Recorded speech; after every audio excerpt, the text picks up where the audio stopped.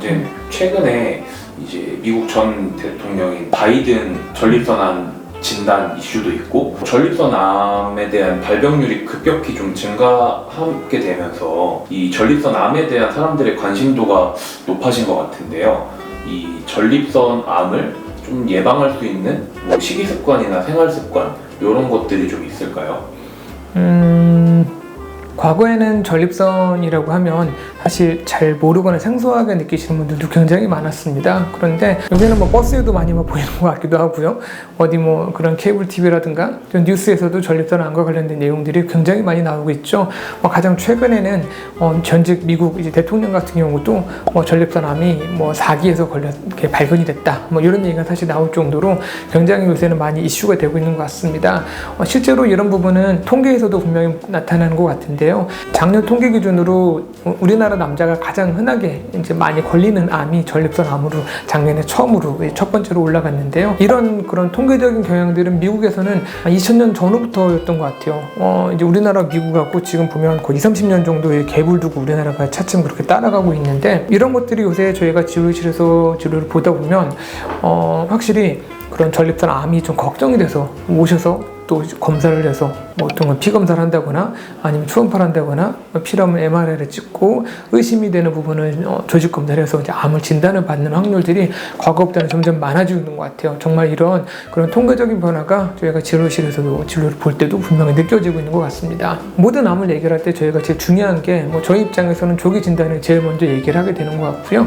간단하게 피 검사만으로서도 조기 진단을 할 수 있기 때문에 보통 50대 이후부터 저희가 하시라고 하는데요. 나이가 있으신 분들은 꼭 오셔서 전립선암에 대한 기본적인 검사를 하시는 게 좋습니다. 하지만 더 그런 조기 진단보다 중요한 거는 예방일 것 같아요. 이런 전립선암이 미국과 한 20-30년 정도의 갭을 두고 우리나라에서 사실 생기는 것도 여러 가지 이유가 있는데 그 중에 저희가 가장 큰 거 얘기를 할 때 그런 서구화된 식습관을 제일 많이 얘기하는 것 같습니다. 그런 서구화된 식습관이라고 하면은 가장 대표적인 게 그런 고지방 식이가 될 것 같고 이런 고지방 식이가 전립선암을 유발하는데 가장 큰 영향을 미친다라고 저희가 생각을 합니다. 전립선암을 좀 더 증가시킬 수 있는 거는 몇 가지 이유가 됩니다. 그 중에 저희가 첫 번째로 얘기를 하는 게 이런 고지방 식이를 많이 섭취하게 되면은 내 몸에서 그런 테스토스테론과 또는 디하이드로 테스토스테론이라고 하는 그런 전립선암의 성장과 관련된 그런 호르몬들을 많이 좀 만드는 걸로 되어 있거든요. 이런 부분들이 결국엔 전립선암의 그런 발병률을 좀 더 높이는 거로 저희가 생각을 합니다. 또한 이런 고지방 식이들은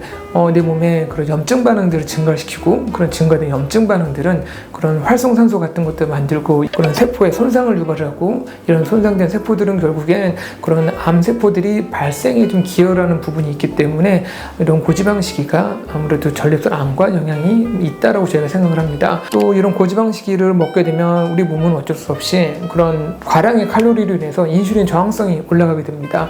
그런 인슐린 저항성이 올라가게 되면 우리 몸에서는 그런 성장인자들이 나타나기 시작하고 그런 성장인자들은 결국엔 그런 암세포가 있었을 때 걔네들을 빠르게 증식하는 데 영향을 미칠 수 있기 때문에 아무래도 고지방 식이에 따른 그런 인슐린의 저항성도 굉장히 중요한 부분이라고 생각을 합니다. 또 우리가 고지방 식이를 얘기를 할 때 제일 많이 얘기를 하는 것 중에 한 가지가 대장암과의 그런 발병 위험성도 항상 얘기를 하거든요. 장내 세균충의 좀 변화를 좀 유발하게 됩니다.